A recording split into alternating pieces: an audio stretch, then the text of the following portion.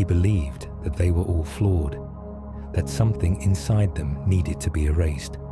He didn't know them, but to him, they were all the same, unworthy of life.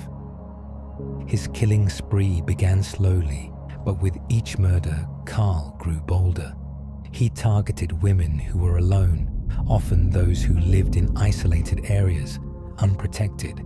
He struck with brutal force, killing swiftly and without hesitation. There was no need to celebrate his actions afterward. He didn't leave behind trophies or take joy in the aftermath. Once he had taken a life, he simply moved on, like nothing had happened, like he had done his job, and it was time to disappear again. As Carl's reign of terror continued, the authorities were still clueless. They had no idea they were dealing with a serial killer. They saw isolated incidents, random acts of violence, and could never connect them. Carl's ability to blend in, to remain invisible, was what made him so dangerous. He was a killer who wasn't trying to get caught. He didn't want fame. He didn't want recognition.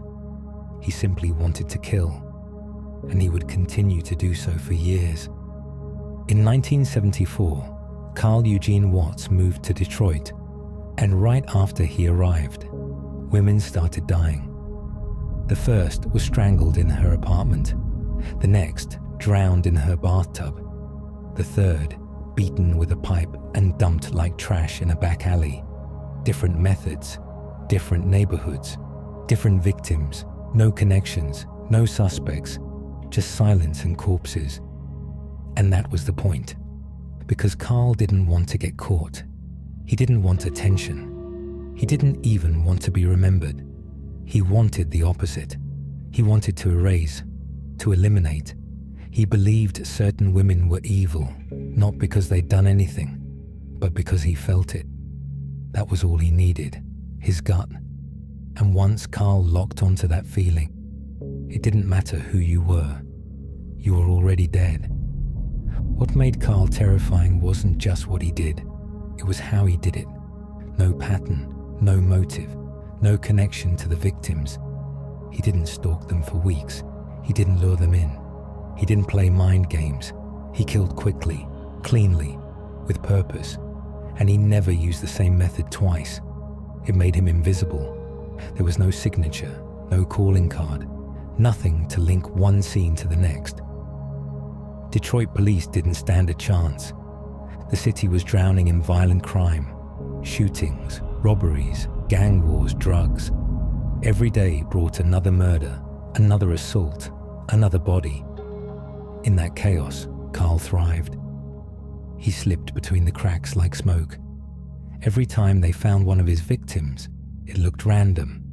A robbery gone wrong, a domestic dispute, just another statistic.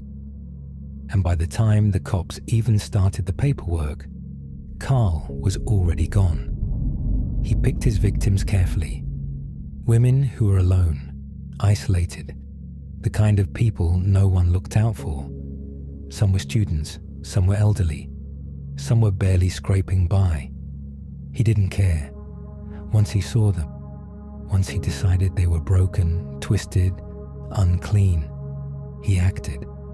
Strangulation, blunt force, drowning, stabbing.